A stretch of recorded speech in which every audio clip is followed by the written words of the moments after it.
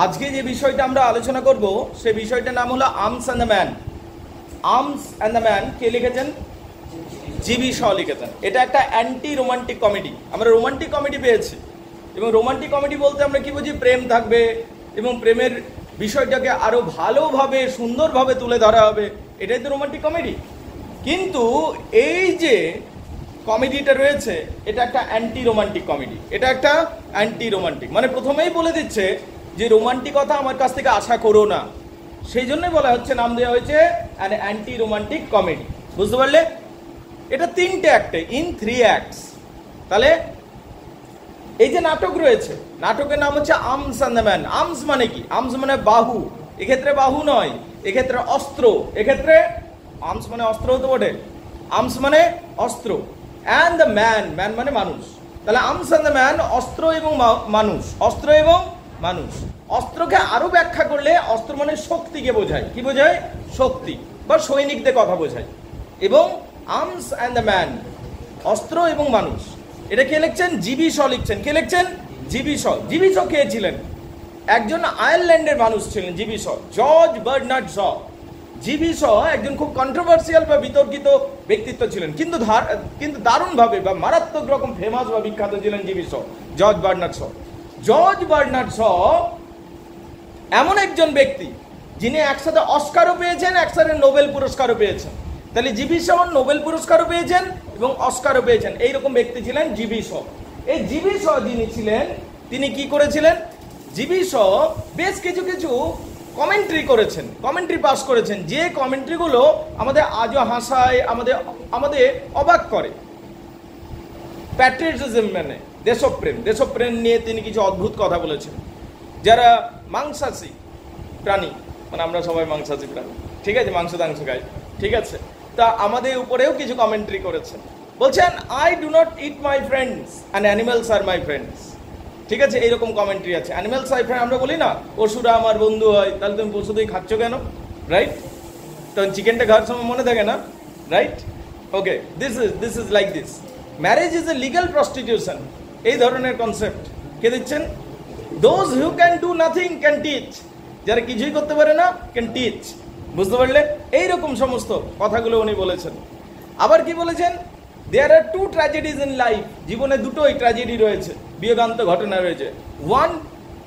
One of getting something you desire, যেটাকে তুমি desire করছো সেটাকে পেয়ে গেলে, and one when you do not get it, যখন তুই পাস না কোনো জিনিসকে সেটার উপরে একটা ট্র্যাজেডি হয়, আর যখন তুই চাইছিস তারপরে পেয়ে গেলি, সেটার জন্য যে আকর্ষণটা ছিল সেটা নষ্ট হয়েছে, তাহলে সেটাও একটা ট্র্যাজেডি হয়েছে। আবার বলছে প্যাট্রিয়টিজম নিয়ে উনি কথা বলেছেন। দেশপ্রেম কি জিনিস? What is patriotism? বলছে, my country is the best because I am born here. আমার দেশটাই হলো শ্রেষ্ঠ কারণ আমার জন্ম হয়েছে। আমার জন্ম হওয়াটা হলো ফ্যাক্টর। কেন? কারণ রানাকে যদি বলি আমি, রানা তোর প্রিয় দেশ কি বা কোন দেশটা শ্রেষ্ঠ, রানা বলবে ভারতবর্ষ। কিন্তু রানার জন্ম যদি বাংলাদেশে হতো, তারপর রানাকে আমি জিজ্ঞেস করতাম কোনটা প্রিয়, সব থেকে ভালো দেশে, বলতো বাংলাদেশ। রানার জন্ম যদি আফগানিস্তানে হতো, কোনটা সব থেকে ভালো দেশ, বলতো আফগানিস্তান। রানার জন্ম যদি আফ্রিকাতে হতো, কোনটা সব থেকে ভালো দেশে, ও বলতো আফ্রিকা। তাহলে কোনটা ফ্যাক্টর হয়ে যাচ্ছে? যে তোর জন্মটা, তুই জন্ম নিয়েছিস বলে এই দেশটা হচ্ছে নাকি সর্বশ্রেষ্ঠ দেশ। এইরকমভাবে প্যাট্রিয়টিজমকে উনি ডিফাইন করেছেন। তো তিনি খুবই বিতর্কিত চরিত্র। তবে আজকে যে বিষয়টা আলোচনা করব, তোমাদের হাসিও লাগবে, শুনে মনে হবে এটা কি কথা বলছে রে বাবা। তিনি আর্মস অ্যান্ড দ্য ম্যান যখন নাটকটা লিখছেন, এখানে খুব অদ্ভুত এবং দুর্দান্ত কথা বলেছেন। দুটো কথাকে প্রমাণ করার চেষ্টা করবেন আর্মস অ্যান্ড দ্য ম্যানে, দুটো কথাকে। প্রথম কথা, romanticism related to war is meaningless, আর romanticism related to love and marriage meaningless. এই দুটো কথাকে উনি প্রমাণ করার চেষ্টা করবেন। Romanticism related to war meaningless, romanticism related to marriage and love meaningless. এই দুটো জিনিসকে তিনি প্রমাণ করার চেষ্টা করেন। একটু ভেঙে বলি বিষয়টা, এটা তো হলো উপরে উপরে পোশাকি কথা, ভেঙে বললে কি দাঁড়ায়? বলছে, এই যে তুমি বলছো না দেশপ্রেম, দেশের জন্য জীবন দেব, ঠিক আছে, দেশের জন্য আমি লড়াই করব, এইটা তো ঠিক কথা, দেশের জন্য জীবন দেবে। তোমার জীবন দেওয়াতে যদি 1000 মানুষ বেঁচে যায় বা 1 লক্ষ মানুষ বেঁচে যায়, তোমার তো জীবন দেওয়া উচিত, অফকোর্স জীবন দেওয়া উচিত। কিন্তু জিবি শ অন্য কথা বলছেন। জীবিশ বলছেন আগে নিজেকে বাঁচাও, তারপরে দেশ face, think about your self first, এইটাকে উনি দিয়েছেন। বুঝতে পারলেন উনি কি বলতে চাইছেন? সেই জন্য বলছে অ্যান্টি রোমান্টিক। এটা একটা রোমান্টিকতার নোশন বা ধারণা, যে দেশপ্রেম, দেশপ্রেম একটা রোমান্টিকতার ধারণা। এটা একটা এই যে বললেন না patriotism, patriotism is a romantic concept.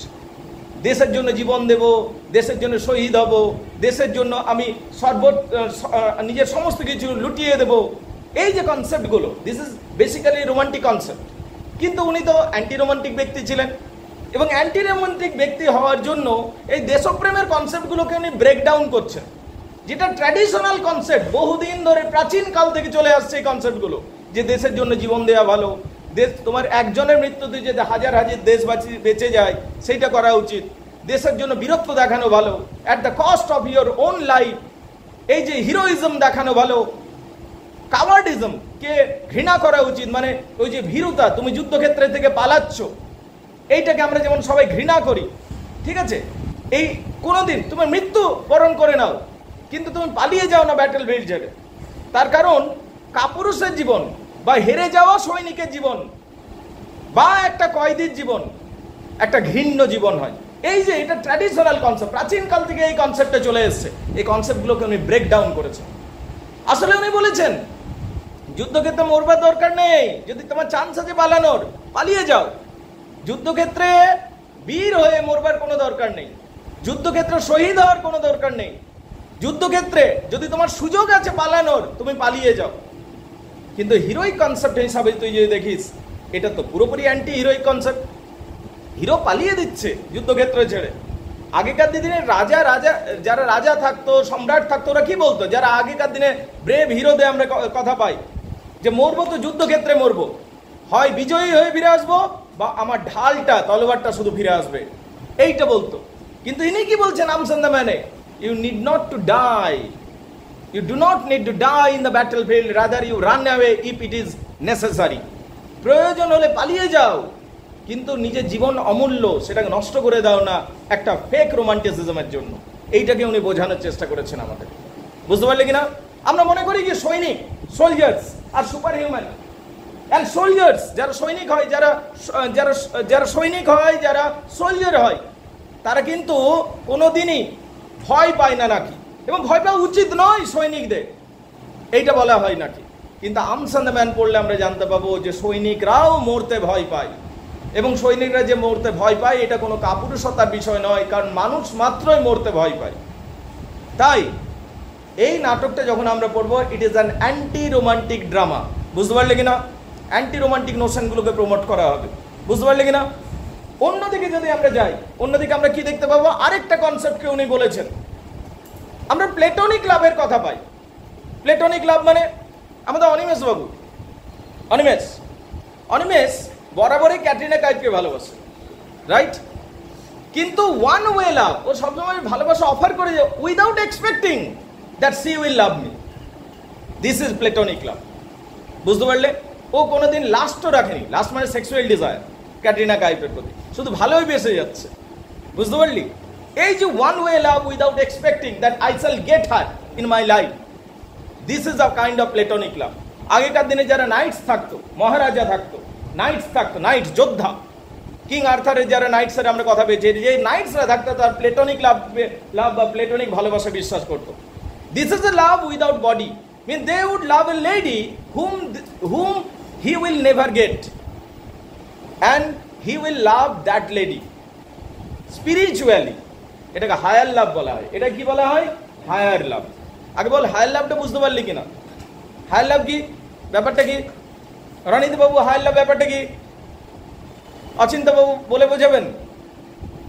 You will love somebody but without having sexual desire for her, and you will never get her also. Even if you get, there will not be, or there will be minimum sexual desire for that girl. That is the kind of platonic love, higher love. তুমি যদি Greek দার্শনিকদের কথা পড়ো, Greek দার্শনিকদের মতামত পড়ো, উনি বলছেন, Greek দার্শনিকরা, মহান গ্রিসের দার্শনিকরা বলছেন, কি বলছেন? মহান গ্রিসের দার্শনিকরা, physical love is beastly love. Physical love is beastly love, মানে পশুর প্রেমের মতো। We should go for the higher love, we should go for the higher love. এটা গ্রিসের যে মহান দার্শনিকরা ছিল তারাই মত প্রকাশ করেছে। তাই এটা ট্র্যাডিশনাল কনসেপ্ট। প্রেমের ব্যাপারে কোন প্রেমটা ভালো, প্লেটনিক লাভ আর ফিজিক্যাল লাভ, কোনটা বল? হালকা, সবাই হালকা বলছে, সবারই ডাউটটা যেমন হচ্ছে এটাতে। হুইচ ইজ বেটার, প্লেটনিক আর ফিজিক্যাল? প্লেটনিক, জোরে বলে। ওই ছেলেটাই শুধু বিশ্বাস করে প্লেটনিকে। ঠিক আছে, ওকে, প্লেটনিক লাভ ইজ বেটার। অন্তত গ্রিসের দার্শনিকরা সেটাই বলেছিলেন যে platonic love is the best. বাকি সব এগুলো বিস্টলি লাভ, মানে like a beast making love and not having emotional attachment, right? This is beastly love, this is inferior love. Platonic love is the higher love and that is to be done. এইটা বলা হয় যে traditional concept অনুযায়ী যে প্রেমের গল্পগুলো pass traditionally, সেগুলো তো বরাবরই প্লেটনিক লাভকে প্রাধান্য দেওয়া হয়। কোন লাভকে প্রাধান্য দেওয়া হয়? প্লেটনিক লাভকে। তো ট্র্যাডিশনালি সবসময় প্লেটনিক লাভ হলো শ্রেষ্ঠ। ক্লিয়ার না? ক্লিয়ার নয়? কিন্তু জিবি সব আবার উল্টো কথা বলবেন, লোকটাই উল্টো। ঠিক আছে, এমনি ভাবিস না হাতে চলতো, এমনি ভাবিস না। ঠিক আছে, দৃষ্টিকোণের দিক থেকে, চিন্তা ভাবনার দিক থেকে উল্টো ছিল, উল্টো ডুবি পড়তো। ঠিক আছে, কে? জিবি সব। জিবি সব যেটা বলছেন, platonic love is very boring, platonic love is very tiring, platonic love is very much monotonous, beastly love বা physical love interesting and it is needed in life। এইটাকে প্রমাণ করার চেষ্টা করছেন আমাদের জিনিস। তাহলে এই যে নাটকটা পাবো আমরা, এই নাটকে মূলত আমরা দুটো জিনিস পাবো এবং দুটো জিনিসকে তিনি প্রমাণ করার চেষ্টা করবেন। একটা হলো romanticism related to war is not necessary and romanticism related to love, that is platonic love বা higher love, is a fake concept, is a boring concept or monotonous concept and it is impractical concept। এইটা উনি বোঝানোর চেষ্টা করবেন। Clear না? Clear নয়?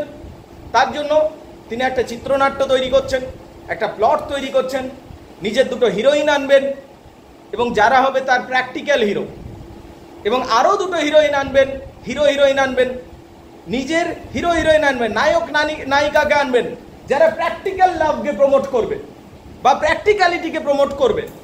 আর আরও আরেক জোড়া থাকবে, হিরোইন থাকবে যারা রোমান্টিসিজমকে প্রমোট করবে। যে প্র্যাকটিক্যাল হিরোইনের কথা বলি, প্র্যাকটিক্যাল যে হিরোটা তার নাম হচ্ছে ব্লান্সলি। কি নাম? ব্লান্সলি। এ হলো জিবিসয়ের মাউথপিস। জিবিসয়ের কথাগুলো ব্লান্সলি বলবে, জিবিসয় যে লজিকগুলো দেবে ব্লান্সলির মধ্য থেকে জানতে পারবো। লোকটার নাম কি? হিরোটার নাম কি? ব্লান্সলি। কি নাম? ব্লান্সলি। আর যে হিরোইনটা থাকবে তার নাম হচ্ছে লুকা। লুকিয়ে দাও, লুকা। কি নাম থাকবে? Luka, right? এ হলো হিরোইন, কিন্তু প্র্যাকটিক্যাল। এদের দুজনের মধ্যে বিয়ে হবে না, ভাবিস না। এরা হলো শিকারী, দুজনেই শিকারী। হিরোটাও শিকারী, হিরোইনও শিকারী। শিকারীকে কেন বধ করবে? শিকারী হরিণ ছানাকে বধ করবে। এবার হরিণ ছানাগুলো কে? Romantic hero. একটা রোমান্টিক হিরো পাবি, নাম হচ্ছে সার্জিয়াস সারানভ। কি নাম? সার্জিয়াস সারানভ। নামটাই হিরো পুরো রোমান্টিক হিরো একদম। সার্জিয়াস সারানভ সেই দেখতেও হ্যান্ডসাম, বিরাট সুন্দর, একদম সেই বাইরনিক হিরোর মতো সার্জিয়াস সারানভ। এ হলো গিয়ে রোমান্টিক হিরো। একে পুরো নাটক জুড়ে এর ক্যারিকাচার হবে, পুরো নাটক জুড়ে একে যা ট্রোলিং করা হবে রে ভাই।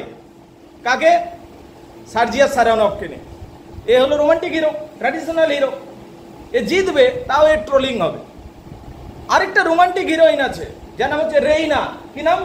রেইনা। নামটাও হিরোইন, রোমান্টিক লাগছে, রেইনা। একে নিয়েও ক্যারিকাচার হবে। এই যে রেইনা এবং সার্জিয়াস, এদের বিয়ে হওয়ার কথা আছে, এদের দুজনের বিয়ে হওয়ার কথা আছে, কিন্তু এদের বিয়েগুলো শেষ পর্যন্ত ভেঙে যাবে আর এরা বিয়ে করবে দুজন আলাদা লোককে।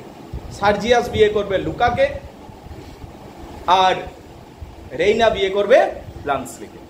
তাহলে এইটা হলো ক্যারেক্টারটা। এটার মধ্যে আমরা এই যে নাটকটা যদি আমরা পড়ি, এটা একটা অ্যান্টি রোমান্টিক কমেডি। আমি আবার বলছি, এটার মধ্যে প্রচুর স্যাভিয়ান উইট পাবি। What do you mean by Shavian wit? Shavian wit মানে practicality, hard core practicality. You understand only practicality. এবং লজিক দিয়ে তুমি ট্র্যাডিশনাল কনসেপ্টগুলোকে ব্রেক করছো এবং লজিক্যালিটি দিয়ে সকলকে বোঝাতে চাইছে জিনিসগুলো। This is a kind of Shavian wit. Shavian wit বুঝতে পারলে কিনা? সাভিয়ান উইট হলো শুধুমাত্র বুদ্ধির তীক্ষ্ণতা দিয়ে তুমি নিজের কথাকে প্রমাণ করবে। বাই দ্য ওয়ে, এটা একটা অসাধারণ নাটক, নাম হচ্ছে আর্মস অ্যান্ড দ্য ম্যান। নাটকটার নাম কি? Arms and the man. আগে বলো সেটিংটা, ব্যাকগ্রাউন্ডটা মোটামুটি বুঝতে পারলে কিনা? আচ্ছা, এই নাটকটা শুরু করার আগে, বোঝানোর আগে আমি একটা প্রশ্ন করব, এটা অ্যান্টি রোমান্টিক কমেডি কিনা? কোন দিক থেকে অ্যান্টি রোমান্টিক হচ্ছে? বল স্যার, রোমান্টিক নোশনগুলো ভেঙে দিচ্ছে, চুরমার করে দিচ্ছে, ট্র্যাডিশনাল কনসেপ্ট যেগুলো ছিল সেগুলোকে প্রমাণ করছে যে এই জিনিসগুলো এক্সিস্টই করে না, বা এগুলো খারাপ জিনিস, বা আমরা একটা ফেক বাবলসের মধ্যে বাস করছি, এইটা প্রমাণ করার চেষ্টা করছে।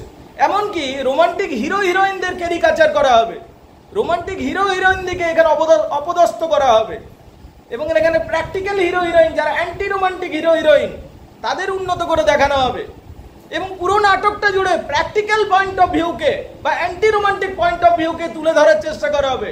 তাহলে স্যার, এটা তো অ্যান্টি রোমান্টিক কমেডি, আর কি? তাহলে যদি বলা হয় নোটটাতে অ্যান্টি রোমান্টিক কমেডি কিনা, তার মানে এই কথাটা ঢুকবে তোমাদের। ক্লিয়ার না? ক্লিয়ার নয়? আর্মস অ্যান্ড দ্য ম্যান, এই যে নামটা, এই আর্মস অ্যান্ড দ্য ম্যান নামটা একটা কবিতা থেকে নেওয়া হয়েছে, বুঝতে পারলে? একটা কবিতা থেকে নেওয়া হয়েছে, ড্রাইডেনে লেখা একটা কবিতা ছিল, সেই কবিতা থেকে এটা একটা নেওয়া হয়েছে নামটা। তো যাই হোক, লাইন ফাইনগুলো সব নোটসে থাকবে, কিন্তু একটা কবিতা থেকে এটা টানা হয়েছে, ঠিক আছে? তারপরে দেখো, শুরু করলাম পুরো নাটকটা। Let's get start. Arms and the man, আমরা যখন নাটকটা পড়বো, আর্মস অ্যান্ড দ্য ম্যান যখন নাটকটা পড়বো, প্রথমেই আমরা দেখতে পাবো একটা বালকান অঞ্চল, একটা অঞ্চল, ইউরোপের অঞ্চল হচ্ছে বালকান অঞ্চল, ঠিক আছে? ওখানে সুন্দর পাহাড় রয়েছে, মানে একটা দারুণ রোমান্টিক সেটিং দেখতে পাবো। কি দেখতে পাবো? অসাধারণ সুন্দর রোমান্টিক সেটিং দেখতে পাবো, অসাধারণ সুন্দর রোমান্টিক সেটিং দেখতে পাবো। ওই রোমান্টিক সেটিং আমরা কি দেখতে পাবো? যে একটা হিরোইন ব্যালকনিতে দাঁড়িয়ে আছে, এবং হিরোইন ব্যালকনিতে দাঁড়িয়েছে, বাইরের সুন্দর দৃশ্য দেখছে, বাইরে স্নোফল হচ্ছে, শীতের জায়গা, ও একটা নাইট গাউন পরে বাইরেটাতে দাঁড়িয়ে আছে। দূরের পাহাড়গুলো ঠিক ছবির মতো সুন্দর লাগছে। হঠাৎ করে কি হলো? গোলাগুলির শব্দ শোনা গেল। হঠাৎ করে কি শোনা গেল? গোলাগুলির শব্দ শোনা গেল। এবার মেয়েটির যে মা আছে, তার নাম হচ্ছে ক্যাথরাইন পেটকক, আর এই যে হিরোইনটা যে ব্যালকনিতে দাঁড়িয়ে আছে, সেই হিরোইনটার নাম হচ্ছে রেইনা পেটকক। রেইনা পেটকক, কি নাম? রেইনা পেটকক। এই রেইনা পেটকক ব্যালকনিতে দাঁড়িয়ে আছে, সুন্দর দৃশ্য দেখছিল, একটা romantic heroine, romantic setting. GB সহ নাটক শুরুই করলেন রোমান্টিক সেটিং দিয়ে, কারণ রোমান্টিক সেটিং দিয়ে শুরু করলে ভাঙতে সুবিধা হবে পুরোটা। তাহলে তুমি বুঝতে পারবে কিভাবে ভাঙছে, চুরছে, পুরো বিষয়টা কিভাবে গুড়ি করে দিচ্ছে। তো যাই হোক, একদম প্রথমে আমরা রোমান্টিক সেটিং দেখতে পাই। It's a beautiful romantic setting. তারপরে হঠাৎ করে ক্যাথরাইন পেটকক ছুটে ছুটে আসছে, যেন রেলগাড়ি ছুটে ছুটে চলে এলো, ওর মাটা দৌড়ে দৌড়ে পুরো, ঠিক আছে?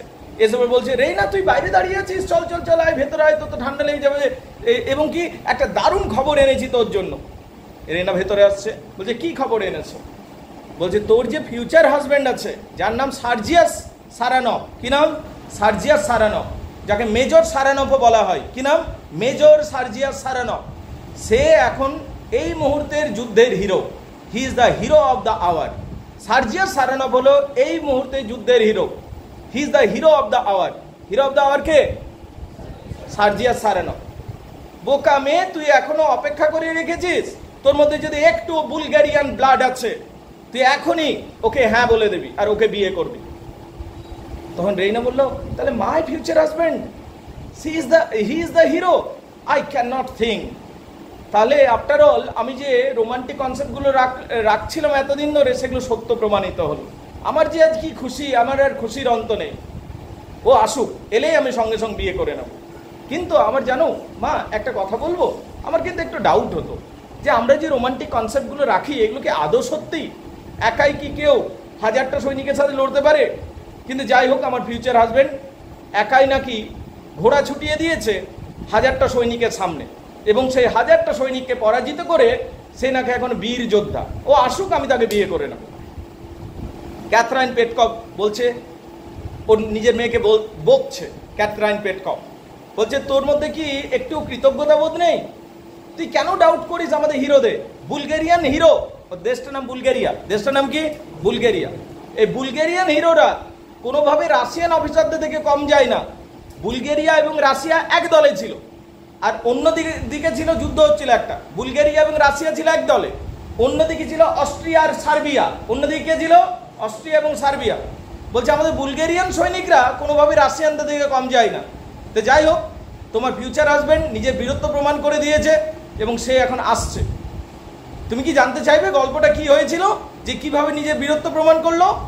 অন্যদিকে সার্বিয়ানরা এবং অস্ট্রিয়ানরা সব কামান নিয়ে দাঁড়িয়েছিল। অন্যদিকে সব সার্বিয়ানরা এবং অস্ট্রিয়ানরা সব ক্যাটিডেজ সব দাঁড়িয়েছিল কি নিয়ে? মেশিন গান নিয়ে দাঁড়িয়েছিল, এবং মেশিন গান নিয়ে দাঁড়িয়েছিল। আর অন্যদিকে সার্জিয়াসরা দাঁড়িয়েছিল ঘোড়া এবং তলোয়ার নিয়ে। মেশিন গানের সামনে কোনোদিনই ঘোড়া তলোয়ার নিয়ে তোরা ধর না রে, তোরা সবাই তলোয়ার আর ঘোড়া নিয়ে ছুটে আসছে 1 মাইল দূর থেকে। আর এই মেয়েরা কয়েকজন, 4 জন, এরা পুরো মেশিন গান নিয়ে আছে। ঘোড়া নিয়ে তলোয়ার নিয়ে ছুটে আসে, এটা বুদ্ধিমানের কাজ কিনা আগে বল? হ্যাঁ না না, কমন সেন্স থেকে বল। না, একদমই না। কারণ মেশিন গান চলবে রে, মেশিন গান চললে তো কেউই বাঁচতে পারবে না। তো বলছে সার্জিয়াস সারানভ ঘোড়া ক্যাভেলিয়ার বলা হয়, সেই ঘোড়া দলের ছিল যারা তলোয়ার নিয়ে আর বল্লম নিয়ে ছুটে আসছিল, আর সামনে ছিল মেশিন গানের দল। রাশিয়ান সৈনিকরা বলছে যাও না, কিন্তু সার্জিয়াসকে তো বীরত্ব দেখাতে হবে, রাইট? রাশিয়ান অফিসারদের কথা উপেক্ষা করে সার্জিয়াস ঘোড়া ছুটিয়ে দিল তলোয়ার নিয়ে। আর রাশিয়ান সোলজারদের কথা উপেক্ষা করে সার্জিয়াস সারানভ যখন তলোয়ার নিয়ে ঘোড়া ছুটিয়ে দিল ওই কামানের মুখে, ওই মেশিন গানের মুখে, তখন সার্জিয়াসকে দেখে নিয়ে বাকি সৈনিকগুলো ছুটে গেল। যারা কামানের দিকে ছিল, যারা মেশিন গান নিয়েছিল, তারা হাসছিল, কি করছে মূর্খগুলো। কিন্তু কি হলো, হঠাৎ কি যে হলো, ওরা একটাও বন্দুক চালাতে পারলো না। এরা সব এসে নিয়ে ওদের কচু কাটা করে দিতে শুরু করলো, বুঝতে পারলি? আর কি হলো, সার্জিয়াস সারানভ সেই যুদ্ধটা জিতে গেল। বাকিরা সব পালাতে শুরু করলো। সার্বিয়ান এবং অস্ট্রিয়ানরা হারলো এবং পালাতে শুরু করলো। এই যুদ্ধে জয়লাভ তাহলে কার জন্য হলো? সেই প্রথমের ছেলেটার জন্য হলো, যে ছেলেটা ঘোড়া তলোয়ার নিয়ে ছুটিয়ে দিয়েছিল কামানের সামনে বা মেশিন গানের সামনে দিয়ে, বুঝতে পারলে কিনা? তাকে দেখে সবাই চলে এসেছিল এবং এইভাবে জয়লাভ করলো। তো সবাই শুনে সার্জিয়াসের বীরত্ব এখন পুরো টাউনের হট কেকের মতো বিক্রি হচ্ছে। এখন সে হচ্ছে সুপার ডুপার হিরো এই মুহূর্তে। তো সার্জিয়াস সারানভকে মেয়েটা বলছে আমি বিয়ে করবোই, ও আসুক। তো ইতিমধ্যে বাইরে গোলাগুলির আওয়াজ শোনা গেল। কেন?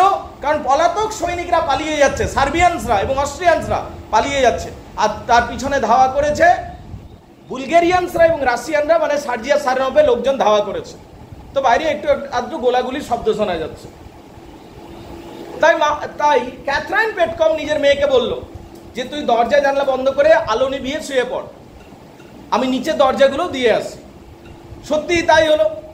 মেয়ে বন্ধ করে ধরলো দরজা জানলা, আর মাটা নিচে চলে গেল। বাড়িতে একটা মহিলা পরিচারিকা আছে, ওই বাড়িতেই কাজ করে, নাম হচ্ছে লুকা। কি নাম হচ্ছে? লুকা। লুকা এলো, দরজা জানলা বন্ধ করে দিল এবং লুকা বলল ম্যাডামকে যে ম্যাডাম এই জানলাটা ভাঙা, এই জানলার লকটা নেই, তো এই ব্যাপারে একটু সতর্ক থাকবেন। লুকা বাড়ির মেয়ে হতে পারে, মানে বাড়ির কর্মচারী হতে পারে লুকা, কিন্তু লুকাও মনে করে আমি কোনো অংশের রেইনার থেকে কম যাই না, লুকা বাড়ির কাজকর্ম করে, একটা বাড়ির কর্মচারী হতে পারে, কিন্তু লুকা মনে করে আমি কোনো অংশের রেইনার থেকে কম নই, বুঝতে পারলি? আমি দেখতেও তার মতোই এবং আমার বুদ্ধি বরং তার থেকে বেশি। কে মনে করে? রেইনা। শুধু সামাজিক ভাবে আমার জন্ম হয়েছে একটা কর্মচারীর ঘরে, তার মানে এই নয় যে আমি রেইনার থেকে কোনো অংশে কম। এইটা লুকা মনে করে। কে মনে করে রে? এটা লুকা মনে করে।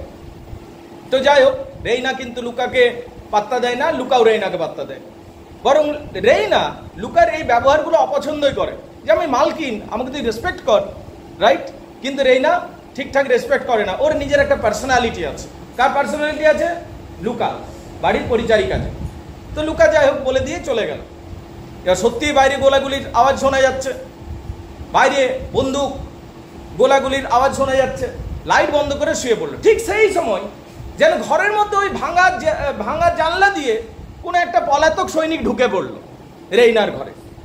রেইনার ঘরে যখন পলাতক সৈনিক ঢুকে পড়লো, রেইনা বললো তুমি কে? বলে চিৎকার করো না, সেই পলাতক সৈনিক বললো, নইলে আমি তোমাকে গুলি চালাবো। তখন রেইনা আলো জেলে দেখলো কে, যে একটা সার্বিয়ান সৈনিক সার্বিয়ান ড্রেসে তার ঘরে ঢুকে পড়েছে। সেই সৈনিকটা একটা পলাতক সৈনিক। রেইনা বলল যে তুমি একটা পলাতক সৈনিক, তোমার লজ্জা করে না যুদ্ধক্ষেত্র থেকে পালাতে? সেই পলাতক সৈনিকের নাম হলো ব্লান্সলি। কি নাম? ব্লান্সলি। এ হলো প্র্যাকটিক্যাল হিরোটা, মানে একটা হেরে যাওয়া সৈনিক, একটা প্রাণ বাঁচানো সৈনিক, যে মৃত্যুবরণকে শ্রেষ্ঠ মনে করে না যুদ্ধক্ষেত্রে, যে মনে করে প্রাণ বাঁচানোটা বেশি শ্রেষ্ঠ, সেই সৈনিকটা ঢুকে পড়েছে কার ঘরে? রেইনার ঘরে। বলে বুঝতে পারলে কিনা? রেইনার ঘরে যখন ঢুকে পড়লো, রেইনা তাকে জিজ্ঞেস করলো যে তুমি কাপুরুষ তো, সৈনিকরা আবার কোনোদিন যুদ্ধক্ষেত্র ছেড়ে পালায় নাকি? সৈনিকরা তো যুদ্ধে প্রাণ দেওয়ার শ্রেষ্ঠ মনে করে, তুমি কেমন সৈনিক? তখন সে বলছে no madam, everybody is afraid of death. সবাই মরতে ভয় পায়, সৈনিকও এমনকি মরতে ভয় পায়। তখন বললো না, আমি এমন একজন সৈনিককে জানি যে কিন্তু মরতে ভয় পায় না। এবং তার ছবিটা এই দেখো, তার ছবিটা দেখালো, দেওয়ালে টাঙা ছিল। কার ছবি দেখালো? সার্জিয়াস সারেনভের ছবিটা। তো সার্জিয়াস সারেনভের ছবি দেখে সে পুরো হাসতে শুরু করলো, পুরো হেসে গড়াগড়ি খাচ্ছে। বলছে ম্যাডাম কি যে বলবো, এই লোকটা, এই জোকারটা, ঠিক আছে, এই জোকারটার কথা কি আর বলবো, এর জন্যই তো আজকে আমাদের এই দশা হলো, ঠিক আছে। বলছে কেন কেন কেন একে জোকার বলছো কেন? একে ড্রামা যাত্রা থিয়েটারের হিরো বলছো কেন? এ এমন কি করলে তো এই মুহূর্তে আমাদের হিরো? বলছে না শোনো, তোমাদেরকে প্র্যাকটিক্যাল অ্যাটিটিউডটা বোঝায় ম্যাডাম আমাদের। কিছুক্ষণের মধ্যে এদের মধ্যে বন্ধুত্বর মতো হয়ে গেল, স্বাভাবিকভাবে কথা বলতে শুরু করলো, ঠিক আছে। প্র্যাকটিক্যাল অ্যাটিটিউডটা আমি বোঝাতে চাই। যখন সামনে কামান থাকে বা মেশিন গানের সারি থাকে, তার সামনে কোনোদিন ঘোড়া নিয়ে তলোয়ার নিয়ে ছুটে আসে না কেউ, কিন্তু এই মূর্খটা সেটা বুঝে না। ঘোড়াগুলো পর্যন্ত বুঝছিল যে ওইদিকে যাওয়া উচিত নয়, কিন্তু না, ঘোড়াগুলোকে টেনে টেনে নিয়ে যাচ্ছিল। আমরা হাসছিলাম, আমরা যারা কামান নিয়েছিলাম, আমরা যারা মেশিন গান নিয়েছিলাম, আমরা হাসছিলাম যে মূর্খটা করছে কি। কিন্তু হঠাৎ করে আমরা জানতে পারলাম যে আমাদের যে গুলিগোলাগুলো সাপ্লাই করা হয়েছে, ওগুলো ভুল গুলিগোলা সাপ্লাইড হয়েছে। তখন আমরা একটাও গুলি চালাতে পারিনি। তার মানে সিম্পলি লাক ফেভার্ড হিম। আমাদের যদি একটা বন্দুকও চলতো, ওখানে একটা লোকও বাঁচতো না। সিম্পলি লাক ফেভার্ড হিম। সেই জন্য ও হয়েছে হিরো, আর আমরা হলাম পলাতক সৈনিক। তখন রেইনা বলছে যদি এটাই হয় তাহলে তো সে সত্যিকারের হিরো নয়, ঠিক আছে, কিন্তু যাই হোক, সে আমার ফিউচার হাজব্যান্ড।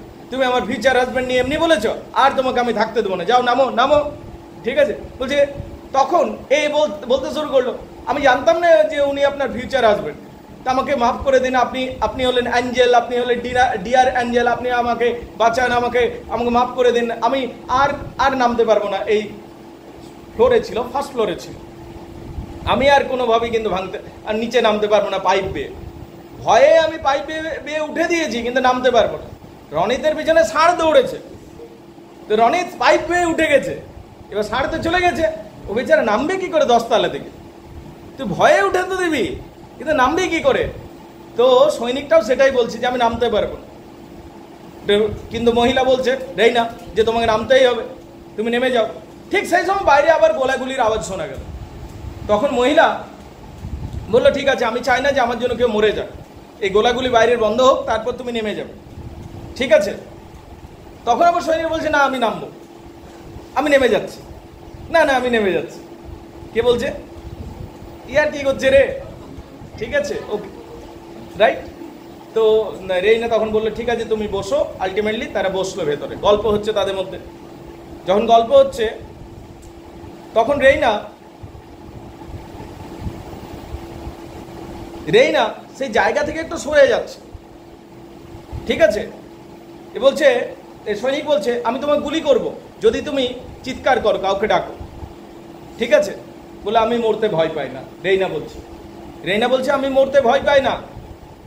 তখন সৈনিকটা বন্দুকটা ফেলে দিয়ে দৌড়ে গিয়ে রেইনার যে জামা কাপড়গুলো ছিল, মানে পোশাকগুলো, ও তো রাত্রিতে শোবার জন্য যেরকম ড্রেস পরা দরকার, আনসিভিলাইজড ওয়েতে ছিল। তো সেই ড্রেসগুলো কেড়ে নিচ্ছে। এ বলছে যে ড্রেসগুলো রেইনা হয়তো পরতে যাচ্ছিল, ঠিক আছে, এবং বলছে দিস ইজ বেটার উইপেন দেন গান, মেশিন গান, যে এই ড্রেসগুলোই এখন বেটার উইপেন। তার কারণ তুমি এই অবস্থাতে অন্তত চিৎকার করবে না, আমি শিওর। বুঝতে পারলে? তো তখন রেইনা বলছে it is not a weapon of A gentleman, এটা কোনো জেন্টলম্যানের অস্ত্র হতে পারে না, যে মহিলাদের তুমি ড্রেসগুলো সরিয়ে নিয়ে তুমি নিজের প্রাণ বাঁচাচ্ছ। মানে কত কাপুরুষের আচরণ হচ্ছে যদি তুই হিরোইক পয়েন্ট অফ ভিউ তুই ভাবতে যাস। একটা হিরো মরতে পছন্দ করবে, কিন্তু এইরকমভাবে বাঁচতে যাইবে না। কিন্তু এটা তো অ্যান্টি রোমান্টিক হিরো, বুঝতে পারলে কিনা? তো যাই হোক, কিছুক্ষণ পর ও ফিরিয়ে দিচ্ছে রেইনাকে পোশাক, এবং রেইনা বলছে যে তুমি চিন্তা করো না, আমি তোমাকে বাঁচাবো।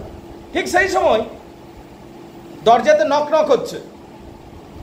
বাইরে থেকে বলছে ম্যাডাম ম্যাডাম আমি রেইনা বলছি, সরি ম্যাডাম ম্যাডাম আমি লুকা বলছি। আমাদের বাড়িতে রাশিয়ান সৈনিকরা এসেছে এবং বুলগেরিয়ান সৈনিকরা এসেছে বাড়িটা সার্চ করবে বলে, কারণ প্রতিবেশীরা রিপোর্টিং করেছে যে এই ঘরের ভিতরে একটা পলাতক সৈনিক ঢুকেছে।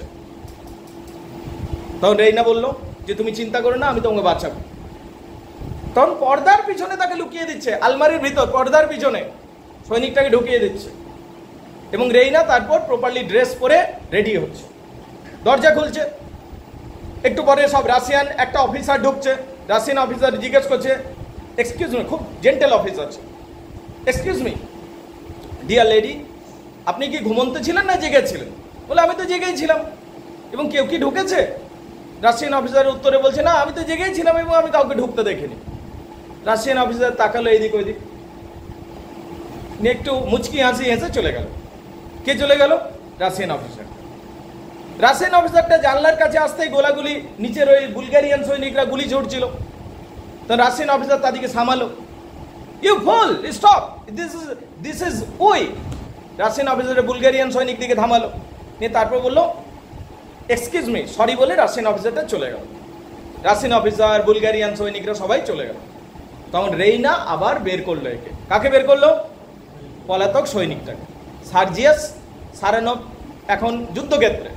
সার্জিয়াস সারানভের ফিউচার ওয়াইফ এখন কাকে বাঁচাচ্ছে? ব্লান্সলিকে বাঁচাচ্ছে। ব্লান্সলিকে এবার পর্দার পিছন থেকে বার করলো, নিয়ে তাদের মধ্যে গল্প হলো। বললো আচ্ছা, এবার গল্প করতে করতে রেইনা রিভলভারটার উপর বসে দিয়েছে, নিয়েও লাফিয়ে উঠেছে, চিৎকার করে উঠেছে। রেইনার চিৎকার শুনে ব্লান্সলিও লাফাতে শুরু করেছে। মানে পুরো জোকার ক্যারেক্টার একটা, ঠিক আছে, প্র্যাকটিক্যাল জোকার ক্যারেক্টার। চার্লি চ্যাপলিনকে ঢুকিয়ে দিয়ে বেশি ভালো হবে, রাইট? তো রেইনা বলছি তুমি চিৎকার করছো কেন? না, তোমার চিৎকার শুনে আমিও চিৎকার করছি। ঠিক আছে, আচ্ছা কেন তুমি চিৎকার করছো? বাই দ্য ওয়ে বলছে এখানে রিভলভারটা ছিল এতক্ষণ ধরে, তার মানে রাশিয়ান সৈনিক এসে দেখলো নাকি? ঠিক আছে, রাশিয়ান সৈনিকও মনে হয় ভেবেছে যে মেয়েটা বাঁচানোর চেষ্টা করছে, আমি আর তার রোমান্টিক জার্নিটা কেন ভেঙে দিই। ঠিক আছে, সামনেই রিভলভারটা ছিল, রাইট? তখন ও বলছে ওই রিভলভারটাকে ভয় পাওয়ার দরকার, ওখানে গুলি থাকে না, ওই রিভলভারে কোনো গুলি নেই। বলছে তোমার রিভলভারে গুলি নেই? বলছে আমি গুলি নিয়েই যাই না যখন যুদ্ধক্ষেত্রে যাই। বলছে তাহলে তুমি যুদ্ধক্ষেত্রে কি নিয়ে যাও? বলছে আমি পকেট ভরে যত পারি চকলেট নিয়ে যাই। বুঝতে পারলে? বলছে যুদ্ধক্ষেত্রে আবার চকলেট? বলছে ডিয়ার লেডি, আপনি জানেন না বেশিরভাগ সৈনিক গুলিতে মরে না, না খেতে মরে যায়। ওখানে খাবারের বড়ই অভাব যুদ্ধক্ষেত্রে, রাইট? তাই যারা ইনএক্সপিরিয়েন্স, যারা অভিজ্ঞ নয়, যারা নতুন সৈনিক, তারা পকেট ভরে গোলাগুলি নিয়ে যায়। আর যারা এক্সপিরিয়েন্স সোলজার তারা পকেট ভরে চকলেট নিয়ে যায়। তার কারণ যুদ্ধক্ষেত্রে কত দিন থাকতে হবে কোনো ঠিক নেই, খাবারের বড়ই অভাব হয়, তাই আমি চকলেট নিয়ে যাই। বলছে আমি এইরকম সৈনিক প্রথমবার দেখলাম। কে বলছে? রেইনা বলছে। তো তখন বলছে এই ব্লান্সলি বলছে আচ্ছা আপনি কি আমাকে কিছু খাবার দিতে পারবেন?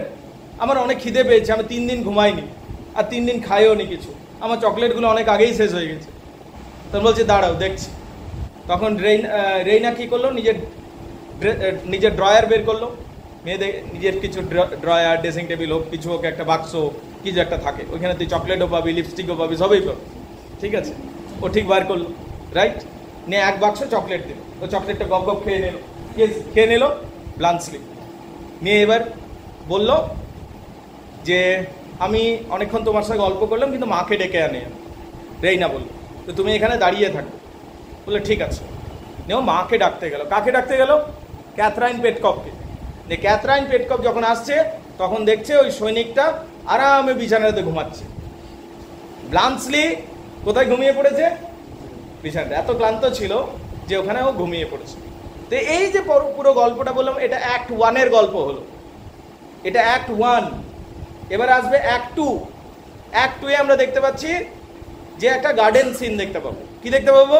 Garden scene. যুদ্ধ শেষ হয়ে গেছে, শান্তি চুক্তি স্বাক্ষরিত হয়ে গেছে। এখন কেউ কারো শত্রু নয়, কেউ কারো বন্ধু নয়, ঠিক আছে? সবার নিউট্রাল ফ্রেন্ডশিপ, বন্ধুই বলতে পারি সবাই, কেউ কারো শত্রু নয়। এবারে কি হয়েছে? গার্ডেন সিনে তুই দেখতে পাবি বাড়ির মধ্যে আরেকটা চাকর আছে, তার নাম হচ্ছে নিকোলা। কি নাম? নিকোলা। তাহলে লুকা এবং লুকা হলো বাড়ির মেয়ে চাকর, আর বাড়ির ছেলে চাকরের নাম হচ্ছে নিকোলা। কি নাম? নিকোলাস হোয়াটএভার ইউ সে। এই নিকোলা বলছে, নিকোলা লুকা গল্প করছে, লুকা সিগারেট খাচ্ছে, আর নিকোলা বলছে লুকাকে, তুই যদি এইরকম অধ্যত্বপূর্ণ আচরণ করিস আমি তোকে বিয়ে করবো না, তোর সাথে আমার বিয়ে হওয়ার কথা আছে, কিন্তু তুই সার্ভেন্ট হওয়ার জন্য একদম যোগ্য নস। Your spirit is above your station. তোর যে আত্মাটা রয়েছে তুই মোটেও সার্ভেন্ট হওয়ার জন্য নয়। তুই যে মালকিনদের এত বেশি অবজ্ঞা করিস, রেইনাকে এত বেশি অবজ্ঞা করিস, এইগুলো কিন্তু ঠিক নয় সার্ভেন্ট হওয়ার জন্য। এবং তাই যদি এমনি করতে থাকিস আমি কিন্তু মোটেও তোকে বিয়ে করবো না। কে বলছে? লুকা বলছে। তখন রেইনা বলছে, লুকা কে বলছে? লুকাকে বলছে নিকোলা। তখন লুকাকে বলছে নিকোলা। তখন তার উত্তরে লুকা বলছে, আমি এই বাড়ির এমন সব তথ্য জানি, যদি সেগুলো বলে দিই না এদের বিয়েটাই ভেঙে যাবে। মানে ও কোনটার হিন্ট দিচ্ছে বলতো? সে ব্লান্সলি যে ওদের বাড়িতে ছিল সেই ঘটনাটা। তখন নিকোলা বলল, ও এইটুকু থেকে আমি অনেক বড় বড় রহস্য জানি, কিন্তু আসল সার্ভেন্ট তারাই যারা চুপচাপ মুখে কুলুপ দিয়ে কাজ করে যাবে এবং মালিককে ঠিকঠাক খুশি করে পয়সা আদায় করে দিতে পারবে। তো তোকে এটা শিখতে হবে রে নিকোলা বলছে লুকাকে, তোকে এটা শিখতে হবে। তো যখন এইরকম অ্যাডভাইস চলছে, অ্যাডভাইস দিচ্ছে নিকোলা এবং লুকা সেই অ্যাডভাইসগুলো শুনছে না, ঠিক সেই সময় দরজাতে নক হলো, দরজাতে কড়া নাড়ার আওয়াজ হলো এবং জোরে জোরে কেউ যেন বাইরে থেকে ডাকছে, হে নিকোলা দরজা খোল। দরজা খুললো নিকোলা গিয়ে, বাড়ির মালিক চলে এসছে। বাড়ির মালিক হলো মেজর পেটকপ। ও ছিল মেজর, বুঝতে পারলে কিনা? বাড়ির মালিকটার নাম কি? মেজর পেটকপ। উনি আজ বাড়ি ফিরে এসছেন, যুদ্ধে ব্যস্ত ছিলেন। মানে এইটা হলো মেজর পেটকপের বাড়ি। মেজর পেটকপের স্ত্রীর নাম হলো ক্যাথরাইন পেটকপ। মেজর পেটকপের মেয়ের নাম হলো রেইনা পেটকপ। ক্লিয়ার না? ক্লিয়ার নয়? এই বাড়িতে তিনি ফিরে এসছেন। যখন ফিরে এসছেন তিনি কি দেখলেন? জিজ্ঞেস করলেন, যাও তোমার ঢুকে নিয়ে এসে নিকোলাকে বললে, যাও মালকিনকে খবর দাও যে আমি চলে এসেছি। কিছুক্ষণ পর সত্যিই ক্যাথরাইন পেটকপ ছুটে এলো, ঠিক আছে? এবং ক্যাথরাইন পেটকপ বলছে তোমাকে দেখে অনেক খুশি হলাম মেজর পেটকপ, কিন্তু তুমি কিন্তু ওইরকম অসভ্যই রয়ে গেল। তখন বলছি, কেন? আমি কি দোষ করলাম? বলছে, বাড়ির সামনে কেউ অমনি হাঁকডাক করে, কলিং বেল লাগানো হচ্ছে, সুইচ টিপতে হয়। বলে, কলিং বেল? ওটা আরও কি? বলছে, ওইটাতে একটা সুইচ টিপবে, ভেতরে আওয়াজ হবে, তারপর আমরা বুঝে যাবো কেউ এসছে, নিয়ে আমরা তোমাকে রিসিভ করবো, এইটা হলো কলিং বেল। মেজর পেটকপ বলছে, ওটা তো ডাকলেই হয় জোরে জোরে, ঠিক আছে? তখন বলছে, তুমি অসভ্যই রয়ে গেলে। তখন এর উত্তরে কি বলছে দেখ মেজর পেটকপ, কেন বাড়ির সামনে যে কাপড়গুলো ঝুলিয়ে রাখো ওটা বিরাট সভ্যতা দেখায়। বাড়ির সামনে যখন গেস্ট ঢুকবে, ওখানে গেস্ট ঢোকার সাথে সাথেই তুই যে জামা কাপড় ঝুলিয়ে রেখে দিয়েছিস ওটা বিশাল সভ্যতা। এইভাবে উনিও রিপ্লাই করছেন। ক্লিয়ার না? ক্লিয়ার নয়?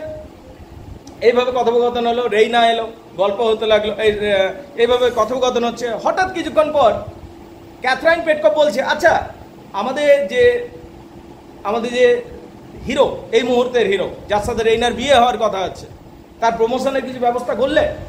কি নাম? সার্জিয়া সারানো। আমার মেয়ের বিয়ে হবে তার সাথে, তাছাড়া তোমার জামাই হতে যাচ্ছে, তাছাড়া সে এই মুহূর্তে হিরো অফ দ্য আওয়ার, তো তার তো তোমার কিছু প্রমোশনের ব্যবস্থা করা উচিত।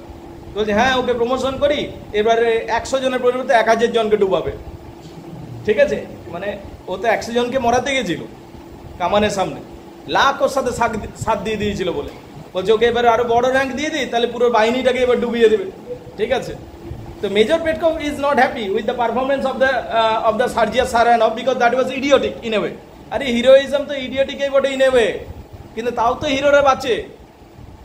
অচিন্ত যাচ্ছে, অচিন্ত দেখলো 5টা গুন্ডা দাঁড়িয়ে আছে, হুইসেল করছে, ঠিক আছে, একটা মেয়েকে। অচিন্ত গিয়ে ওর সাথে লড়াই করতে গেল। তো প্র্যাকটিক্যাল পয়েন্ট অফ ভিউ থেকে তুই বলিস তো এটা idiocy, but that is the heroism. Heroism মানেই তো তাই যে তুই তোর সামনে বড় পাহাড় থাকবে সমস্যার, তার সামনেও তুই যাবি এবং ধাক্কা দিবি, তাতে তুই হারবি বা জিতবি। That is heroism bro.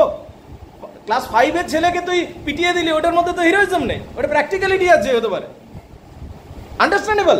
Heroism কি? What is heroism? তোর সমস্যা তোর থেকে বড় হবে, কিন্তু তার সামনে যাবি, তুই ধাক্কা দিবি, হয় সমস্যাকে ছড়াবি বা তুই সেখানে লুটিয়ে পড়বি। এইটা দিস ইজ কল্ড হিরোইজম। হিরোইজমের কনসেপ্টটা কি? সেটাই তো কনসেপ্ট। তো যাই হোক, হোয়াট এভার, এখানে আমরা দেখতে পাবো না অচিন্তবাবু কিছু অন্য বলেন হিরোইজমের কনসেপ্ট, ঠিক আছে। তা আমরা এখানে দেখতে পাচ্ছি যে একটু পরে আবার নক নক হলো, এবার সার্জিয়াস সারানভ চলে এসছে। কে চলে এসছে? সার্জিয়াস সারানভ। ওকে দেখেই তোর মনে হচ্ছে একটা বীর, একটা সৈনিক, পুরো একদম হ্যান্ডসাম সৈনিক, ঠিক আছে, কিন্তু স্যাড স্যাড মনে হচ্ছে। এলো, সবার সাথে গল্প টল্প শুরু করলো। এই যে ক্যাথরাইন পেটকভ তো খুব খুশি, ঠিক আছে, তুমি এখন হিরো। তখন সার্জিয়াস সারানভ বলছে, আমি ইমপ্র্যাকটিক্যাল ওয়েতে লড়াই করলাম বলে আমার প্রমোশন হলো না।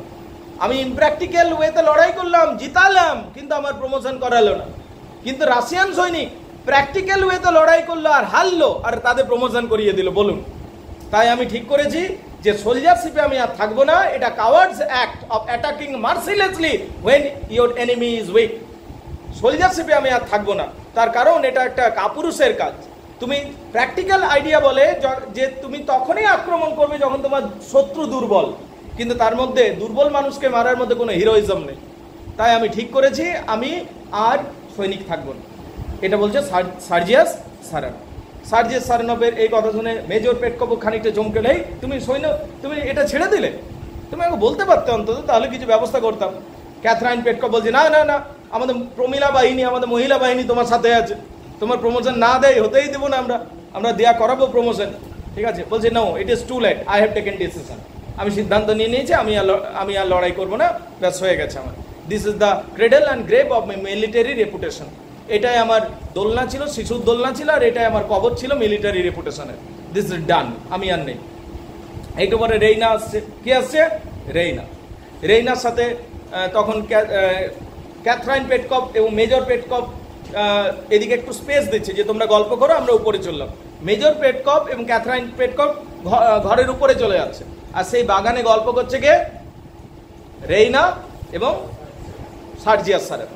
সার্জিয়াস সারানভ এবং রেইনা একে অপরের সাথে যখন গল্প করছে, ওভার রোমান্টিসিজম দেখতে পাবে।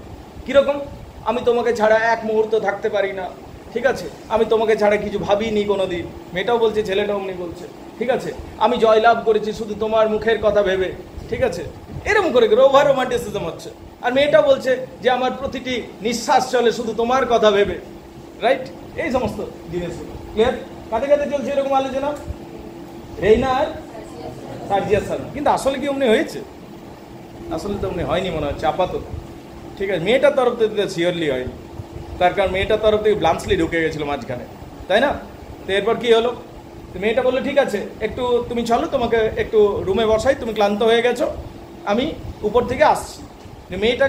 মেয়েটা ওকে একটা রুমে বসাচ্ছে, ফাঁকা রুমে বসাচ্ছে, আর উপরে যাচ্ছে টুপিটা পরবার জন্য। ঠিক সেই সময় কাজের মেয়ে লুকা ঢুকছে। কে ঢুকছে? লুকা ঢুকছে। তখন লুকাকে মেজর সারানভ লুকাকে ধরে নিচ্ছে। Oh, I am very tired of romantic love. I need some refreshment. কে বলছে? মেজর পেটকভ লুকাকে বলছে, রোমান্টিক লাভ করে করে আমি টায়ার্ড হয়ে গেছি, ক্লান্ত হয়ে গেছি, আমার কিছু রিফ্রেশমেন্ট চাই। লুকা, তুমি কি আমাকে কিছুটা রিফ্রেশ করতে পারবে? লুকাকে ধরে টানতে শুরু করেছে। কে? মেজর পেটকভ। তার মানে তুই এখানেও দেখছিস যে এরও রোমান্টিক লাভ কিছু নেই, গল্প হচ্ছে এইটা। ক্লিয়ার না? ক্লিয়ার নয়? তো লুকা তখন বলছে, একে বলছে, you gentleman and ladies all are the same. আপনি যেমন রেইনার পেছনে আমার সাথে প্রেম করার চেষ্টা করছেন, Reyna does the same thing. এইটা যখন বলে দিচ্ছে, ও তেলে বেগুনে জ্বলে যাচ্ছে। কে জ্বলে যাচ্ছে? সার্জিয়াস। সার্জিয়াস সারানভ ওর হাতটা ধরেছিল, ও ছেড়ে দিচ্ছে, আরো বেশি হাতটা চিপে ধরছে রাগে, নিয়ে ছেড়ে দিচ্ছে। একটু পরে রেইনা ঢুকছে, লুকা বার হয়ে চলে যাচ্ছে। বুঝতে পারলি কিনা? রেইনা তখন বলছে, তুমি কি ফ্লার্ট করছিলে লুকার সাথে? সার্জিয়াস তখন আবার বলতেছে, তুমি এটা ভাবতে পারো কি করে? আমি তোমার সেই আদর্শ প্রেমিক, আমি তোমাকে ছাড়া ভাবতে পারি না। ঠিক আছে, এরকম ব্যাপারটা, রাইট ম্যাডাম? তো জিনিসগুলো এইরকম, মানে রোমান্টিক লাভকে এত হীনভাবে দেখানো হচ্ছে নাটকে। ক্লিয়ার না ক্লিয়ার নয়? এটা তো ফেক রোমান্টিক লাভ, এটা তো অ্যাকচুয়াল রোমান্টিক লাভ নয়, তাই না? এটা জিবি মনে হয় ফেক রোমান্টিক লাভের শিকার হয়ে গেছিল বেচারা 2-4 বার। তার জন্য এই ফেক, মানে রোমান্টিক লাভটাকে ফেকভাবে দেখানো হচ্ছে, রাইট? তো এখন ঘটনা হলো যে কিছুক্ষণ পর যখন এইরকম পরিস্থিতি হয়ে গেছে, হঠাৎ করে আমরা দেখতে পাচ্ছি লাইব্রেরির দৃশ্য। লাইব্রেরি নয়, ওটা নামেই মাত্র লাইব্রেরি। ঘরে 2-4টা বই রাখা আছে, ঠিক আছে? তার ভাঙাচোরা বই, কাপের ছাপ পড়ে আছে, পুরনো পেপার মলাট দিয়া, ওইটাই ওদের কাছে লাইব্রেরি। ওখানে বসে বসে ওরা গল্প করছে। হঠাৎ করে কি হলো, আমরা দেখতে পাচ্ছি নিকোলা, ঠিক আছে, আসছে। এবং দাঁড়া, এদের মধ্যে আবার যখন গল্প হচ্ছে, পুরো পরিবারটার মধ্যে গল্প হচ্ছে, কয়েকটা জিনিস উঠে আসছে। সার্জিয়াস সারমান ঘরে আছে, মেজর পেটকক ঘরে আছে, সার্জিয়াস ঘরে আছে, মেজর পেটকক ঘরে আছে, রেইনা ঘরে আছে। তখন সার্জিয়াস বলছে যে একটা এখন বিরাট, মানে একটা খুব স্পাইসি স্টোরি, মশলাদার গল্প পুরো টাউনে ছড়াচ্ছে। তোমরা কি শুনেছো? বলছে কি গল্প?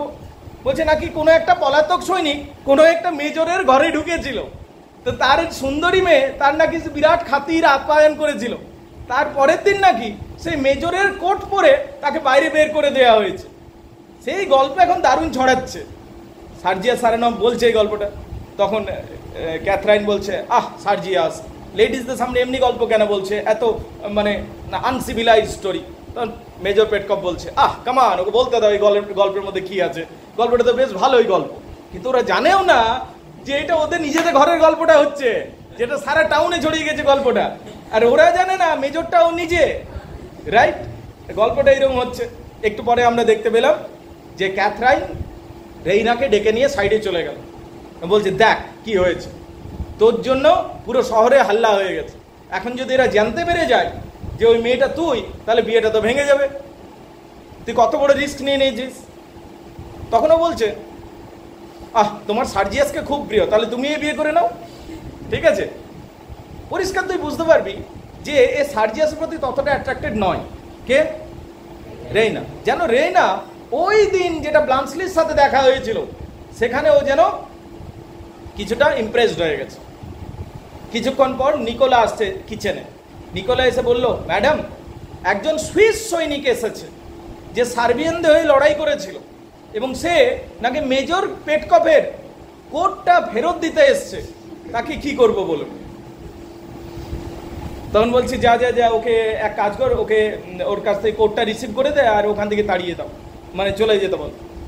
দাঁড়া, আমি নিজেই যাচ্ছি। তো ক্যাথরাইন যাচ্ছে নিচে, ক্যাথরাইন পেটকপ, এবং গিয়ে পর বলছে যে আমাদের ঘরে এখন রেইনার বাবা উপস্থিত আছে, রেইনার ফিউচার হাজব্যান্ডে উপস্থিত আছে, তুমি কোটটা দাও আর চলে যাও। এরকমভাবে ওকে আর ঘরে ঢুকতে দিচ্ছে না।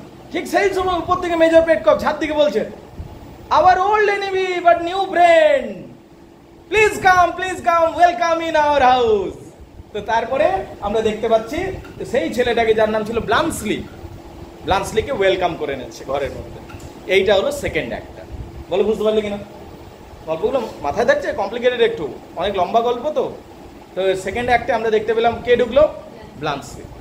এবার থার্ড অ্যাক্টটা আমরা দেখতে পাচ্ছি যে একটা লাইব্রেরিতে সেটিং, যেখানে ব্লান্সলি আছে, মেজর পেটকপ আছে, রেইনা পেটকপ আছে, ঠিক আছে?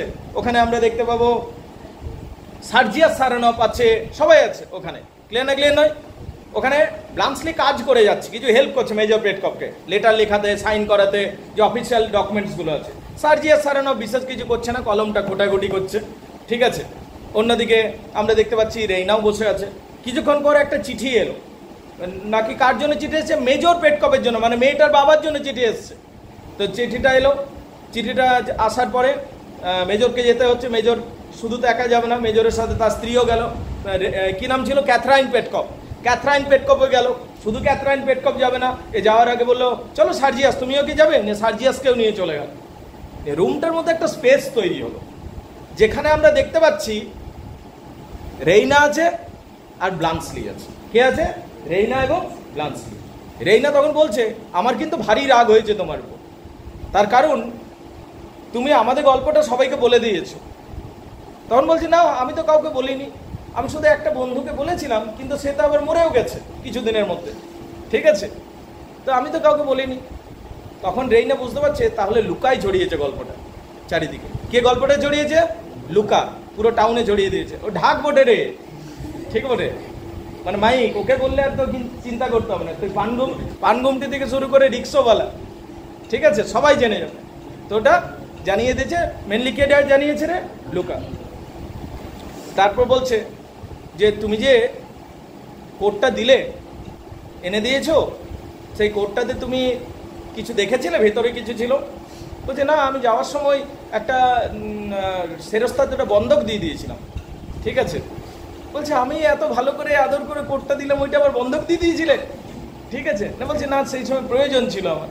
তখন দেখ কত প্র্যাকটিক্যালে তো ওই ফার্স্ট গিফট পাচ্ছি, সেটা আবার বন্ধক দিয়ে দিচ্ছি।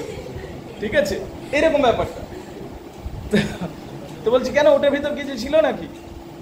তখন ওটার ভিতর বলছে তোমার জন্য একটা ফটো পাঠিয়েছিলাম নিজের, to my chocolate cream soldier বলে লেখা।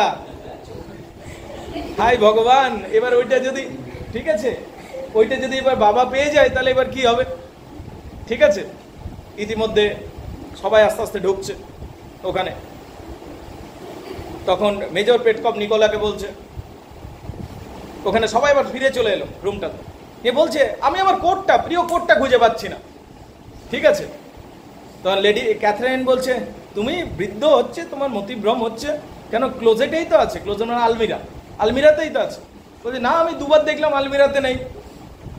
তখন লেডিটা বলছে আমি নিশ্চিত ওই আলমিরাতেই আছে। বলছি চলো বাজি লাগানো যাক। মেজর পেটকপ তার স্ত্রীর সাথে বাজি লাগাচ্ছে।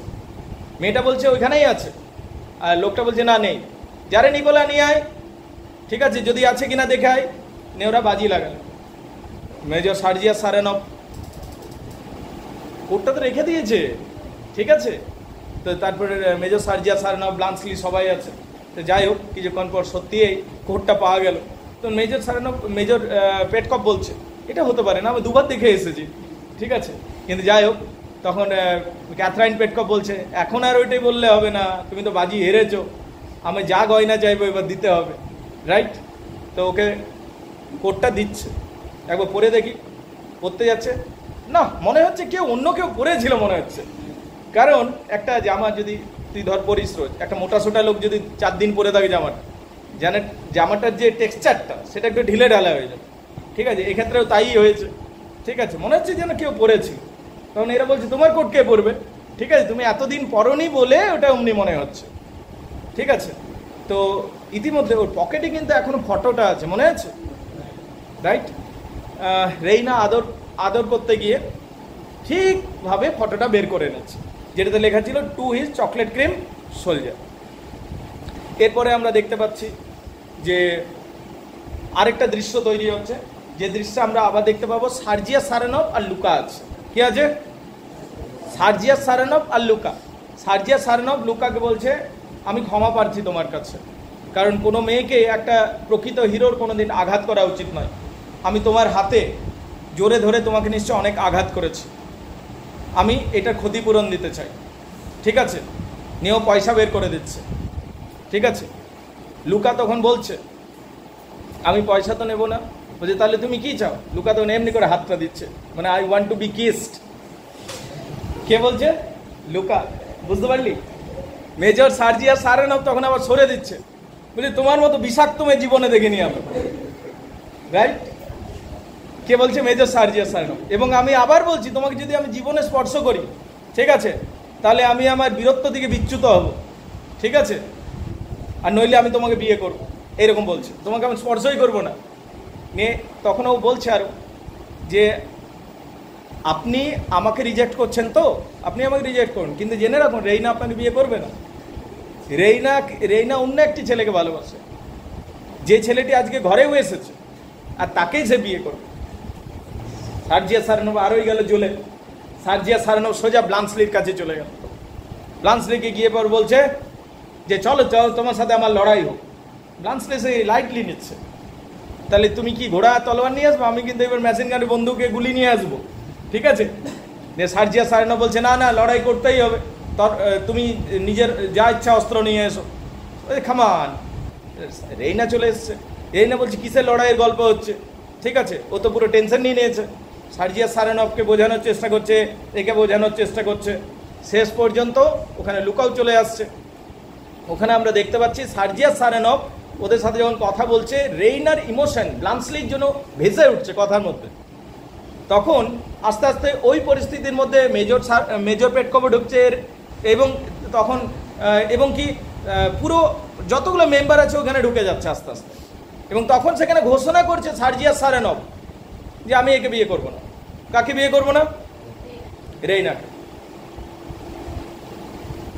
এবং রেইনা তখন বলছে, তাহলে এবার ক্যাথরাইন পেটকভও ঢুকেছে। ক্যাথরাইন পেটকভ যখন হঠাৎ করে শুনতে পাচ্ছে যে রেইনাকে বিয়ে করবে না বলছে, তখন ক্যাথরাইন পেটকভ লুকার দিকে তাকাচ্ছে। কার দিকে তাকাচ্ছে? লুকার দিকে, কারণ লুকাই এই সমস্ত করেছে উনি বিশ্বাস করেন, ঠিক আছে। কিন্তু লুকা বলছে আমার এটাতে কিছু করবার নেই, ঠিক আছে। এরপরে রেইনাকে আমরা দেখতে পাচ্ছি যে ক্যাথরাইন পেটকভ সার্জিয়া সারানোভ বলছে যে আমি তাহলে লুকাকে বিয়ে করতে চাই। তখন এরা হাসতে হাসতে বলছে তাহলে তুমি কি তাহলে, মানে এগুলো অনেক ডায়লগ রয়েছে, ডায়লগের মধ্যে জিনিসগুলো হচ্ছে, বুঝতে পারলি? আমি তো সামারি ওয়াইজ বলছি। তো এরপরে আমরা দেখতে পাচ্ছি তাহলে তো তোমাকে লড়াই করতে হবে এবার নিকোলার সাথে, কারণ নিকোলার সাথে বিয়ে হওয়ার কথা আছে লুকার, রাইট? তা নিকোলা সঙ্গে সঙ্গে বলছে না না, লুকাকে আমি কোনোদিন ভালোই বাসিনি, ঠিক আছে। লুকার মধ্যে কোনো সার্ভেন্টের নেচারই, ঠিক আছে। বরং আমি খুশি হবো ওর সাথে যদি কোনো ধনী মানুষের বা সার্জিয়াসের বিয়ে হয়ে যায়, তার কারণ আমি সোফিয়া বলে জায়গাতে একটা দোকান খুলব, ওর যা লিভিং এক্সপেন্স, ও যা খরচ করে, আমার একটা ভালো কাস্টমার হবে ও, ঠিক আছে। তো যদি বিয়ে করে নেয় সার্জিয়া সারানোভকে, আই হ্যাভ নো প্রবলেম। কে বলছে? নিকোলা। ক্লিয়ার না? ক্লিয়ার নয়? তো তাহলে ঠিক হয়ে গেল, সার্জিয়া সারানোভের সাথে কার বিয়ে হচ্ছে? লুকার। অন্যদিকে ব্লান্সলিকে বলছে, এরা জিজ্ঞেস করছে যে তুমি কি তাহলে তোমরা কি ব্লান্সলি নাকি বিয়ে করবে বলছে, কাকে? রেইনাকে। কিন্তু ক্যাথরাইন পেটকভ জিজ্ঞেস করছে তোমার কি প্রপার্টি আছে যে তুমি আমার মেয়েকে বিয়ে করবে, তোমাকে তো আমরা ভালো করে চিনিও না। ঠিক সেই সময় একটা লেটার এসে পৌঁছাচ্ছে। সেই লেটারে জানতে পারছে ব্লান্সলি যে তার বাবা মারা গেছে, কিন্তু মারা যাওয়ার আগে তার বাবার সমস্ত সম্পত্তি নিজের ছেলেকে দিয়ে গেছে। কি সম্পত্তি? দেখতে পাচ্ছি 20টা হোটেল আছে সুইজারল্যান্ডে, ঠিক আছে, 400টা ব্ল্যাঙ্কেট আছে, ঠিক আছে, 3000টা তোর কাটা চামচ, ছুরি কাটা চামচ আছে। হোটেল বিজনেস যে থাকবে রে, ঠিক আছে, কত 60টা সার্ভেন্ট আছে। তো এরকম একটা লম্বা চৌড়া লিস্ট আছে। 20টা ঘোড়ার গাড়ি আছে, এমনি করে একটা লম্বা চৌড়া লিস্ট। তখন এই লিস্ট দেখে বলছি তুমি কি সুইজারল্যান্ডের সম্রাট বটো, ঠিক আছে। বললো না, we are from business class. এবং তারপরে বলল, এই ছেলেটা বলে যাচ্ছে যে আমি এখন বাবার কাছে যাই, কারণ বাবা মারা গেছে, ওখানে বিভিন্ন কাজকর্মগুলো কমপ্লিট করে আসি, আমি এসে পর অবশ্যই বিয়ে করব। কাকে? রেইনাকে। এইভাবে আমাদের গল্পটা শেষ হচ্ছে, আর্মস অ্যান্ড দ্য ম্যান। পুরো নাটক জুড়ে তুই দেখবি প্র্যাকটিক্যাল হিরো হিরোইন জিতছে। প্র্যাকটিক্যাল হিরোইন ছিল লুকা, লুকা জিতলো, আর সার্জিয়া সারলো এইদিকে। আর অন্যদিকেও তুই যদি দেখিস, যদি ব্লান্সলি ছিল, ব্লান্সলিও প্র্যাকটিক্যাল হিরো জিতলো, আর ওইদিকে রায়নাও হারলো ইন এ ওয়েতে। তো যারা প্র্যাকটিক্যাল হিরো হিরোইন ছিল তারাই জিতছে নাটকটাতে, এবং যারা রোমান্টিক হিরো হিরোইন হচ্ছে তাদের প্রত্যেকটা রোমান্টিক ওপিনিয়ন ভেঙে যাচ্ছে শেষ পর্যন্ত, এবং তারা প্র্যাকটিক্যাল হিরো হিরোইনের হ্যাঁ হ্যাঁ বলছে, না না বলছে। তো এই যে ড্রামাটা পেলাম, এটা হচ্ছে আর্মস অ্যান্ড দ্য ম্যান। ড্রামাটার নাম কি? Anti romantic comedy in 3 acts। Anti romantic comedy in 3 acts। এটা তাহলে মনে থাকবে। So this is what we can say the summary of arms and the man. পুরো সামারিটা এইটার উপর চলে যাবে। দাঁড়াও।